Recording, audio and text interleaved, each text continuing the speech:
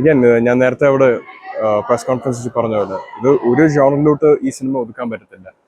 ഇപ്പോൾ എടുത്തു പറയാനാണെങ്കിൽ ഫ്രണ്ട്ഷിപ്പ് ഉണ്ട്, ലവ് ഉണ്ട്, യെസ്, ഫാമിലിക്ക് ഒരുപാട് വാല്യൂ കൊടുത്തിട്ടുണ്ട്, ഒരുപാട് ഇമോഷണൽ സീൻസ് ഉണ്ട്, ആക്ഷൻ ഉണ്ട്, പല പല ജോണേഴ്സിൽ നിന്ന് കുറച്ച് വന്നിട്ടുള്ള ഒരു സിനിമയാണ് കുമ്മാട്ടിക്കളി. എങ്ങനെ ഇതൊരു ഹ്യൂജ് ബഡ്ജറ്റ് പ്രോജക്റ്റോ ഒരുപാട് സ്റ്റാർസിനെ വെച്ച് കൊടുത്തൊരു പ്രോജക്റ്റ് അല്ല. നമ്മൾ ഒരുപാട് ന്യൂ കമേഴ്സ് എന്ന് തന്നെ പറയാം. ഒരുപാട് പേര് നമ്മുടെ മാക്സിമം എഫേർട്ട് ഇട്ട് ചെയ്തിരിക്കുന്ന ഒരു സിനിമയാണ്. അപ്പോൾ അതെങ്ങനെ പ്രേക്ഷകർ സ്വീകരിക്കും, നന്നായി സ്വീകരിക്കും എന്നുള്ള പ്രതീക്ഷയുണ്ട്, പ്രാർത്ഥനയുണ്ട്. എങ്ങനെ സ്വീകരിക്കും എന്നറിയത്തില്ല. അത്ര എനിക്ക് കുമ്മാട്ടിക്കളെ പറ്റി പറയാനുള്ളൂ. ഇപ്പോഴത്തെ ജനറേഷനിലെ പിള്ളേരെന്ന് തന്നെ പറയാം, നിങ്ങളുടെ ജനറേഷനിലെ പിള്ളേരൊക്കെ ഒരുപാട് മൂവീസ് അന്യഭാഷ സിനിമകൾ കാണുന്നതാണ്, ഒരുപാട് സിനിമകൾ കാണുന്നതാണ്. അപ്പം ഈ സിനിമ അപ്പം നമ്മുടെ മലയാളത്തിലേക്ക് എങ്ങനൊരു സിനിമയായിരിക്കും? അധികം ഞാൻ നേരത്തെ പറഞ്ഞല്ലോ, പ്രേക്ഷകർ എങ്ങനെ ഇതിനെ സ്വീകരിക്കുമോ എന്ന് എനിക്ക് പറയാൻ പറ്റത്തില്ല. ഇപ്പോഴത്തെ പ്രേക്ഷകർ തീർച്ചയായിട്ടും ഇന്റർനെറ്റ് വഴി നമുക്ക് ലോക സിനിമയോടുള്ള ആക്സസിബിലിറ്റി ഒരുപാട് കൂടുതലാണ്. അപ്പോൾ ഈ കാലഘട്ടത്തിലുള്ള തലമുറ അവർക്ക് കിട്ടുന്ന ആക്സസ് എന്ന് പറയുന്നത് ഒരുപാട് കൂടുതലാണ് compared to our past generation. എങ്ങനെ പ്രേക്ഷകർ ഇതിന് സ്വീകരിക്കും എനിക്ക് പറയാൻ പറ്റത്തില്ല. എൻ്റെ ഒരു ഒപ്പീനിയനിൽ അവർ കണ്ടു നോക്കണം, തിയേറ്ററിൽ തന്നെ പോയി കണ്ടു നോക്കണം.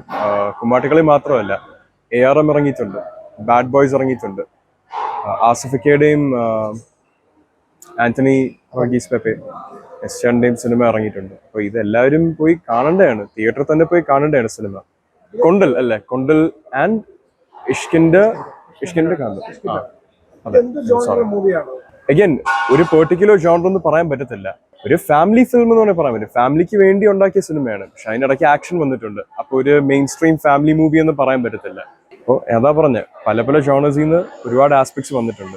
അഗൈൻ ഇതിന്റെ ഡയറക്ടർ RK വിൻസെന്റ് സെൽവയാണ്. വിജയ് സാറിനെ കൊണ്ട് യൂത്ത് ആൻഡ് പ്രേമുദൻ അത്യാവശ്യം കേരളത്തിലെ ഒരുപാട് ഫേമസ് ആയ സിനിമകളാണിത്. അപ്പോൾ അങ്ങനെ ഒരു ഡയറക്ടർ അദ്ദേഹത്തിന്റെ ഒരു സ്റ്റൈൽ ഇംപ്ലിമെന്റ് ചെയ്ത് കൊണ്ടുവന്നൊരു സിനിമയാണ്. ഐ തിങ്ക് പറയാനാണെങ്കിൽ ഇപ്പോൾ സാറ് തന്നെ ഒരുപാട് റെഫറൻസ് മേക്ക് ചെയ്തായിരുന്നു.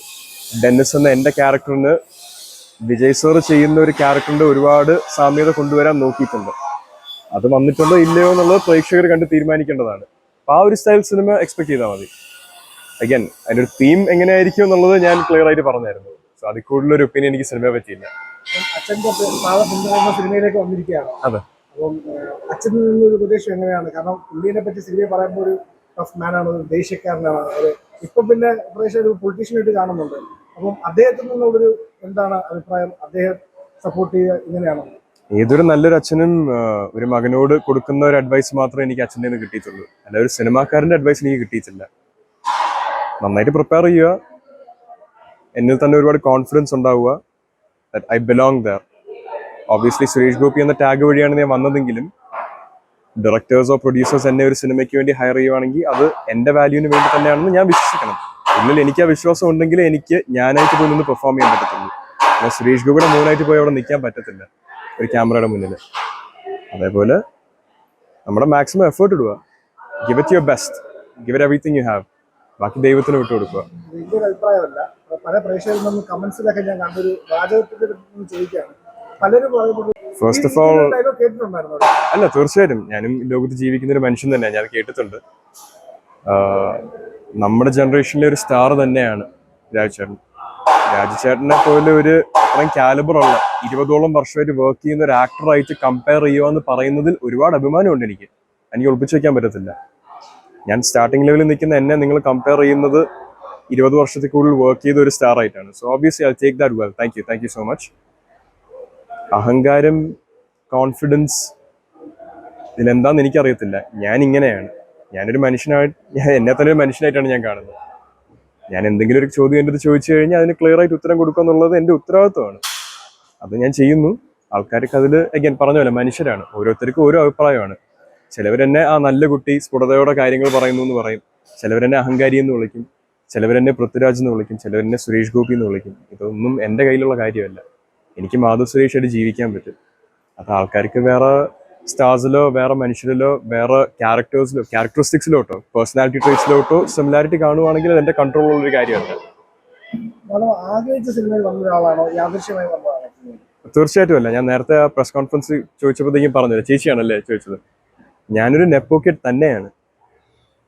സുരേഷ് ഗോപി എന്നുള്ള ഒരു പേര് എൻ്റെ പുറകിൽ ഇല്ലെങ്കിൽ എനിക്ക് സിനിമ വരത്തില്ല, സിനിമയിലോട്ട് ആക്സസ് കിട്ടത്തില്ല. ഞാൻ ഒരിക്കലും ആഗ്രഹിച്ചതല്ല. എനിക്ക് ആഗ്രഹപ്രകാരമായിരുന്നെങ്കിൽ ഒരു ഫുട്ബോൾ പ്ലെയർ ആയിക്കൊള്ളായിരുന്നു. എല്ലാവരുടെ ആഗ്രഹവും നടക്കത്തില്ലല്ലോ. അതേപോലെ ഈ ഒരു ആഗ്രഹം എനിക്ക് നടന്നില്ല. സിനിമ എന്നെ തേടി വന്നൊരു വർക്കാണ്, ഒരു ലൈൻ ഓഫ് വർക്കാണ്.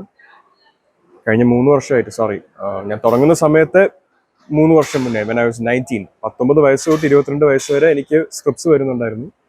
അതിൽ 22 വയസ്സായപ്പോൾ എനിക്ക് ചെയ്യാൻ പറ്റിയ ഒരു സ്ക്രിപ്റ്റ്, ഞാനായിട്ട് റിലേറ്റ് ചെയ്ത ഒരു സ്ക്രിപ്റ്റ് എനിക്ക് വന്നു. അതാണ് JSK ചെയ്യുന്നതിൻ്റെ ഇടയ്ക്കാണ് കുമ്മാട്ടിക്കളി വന്നത്.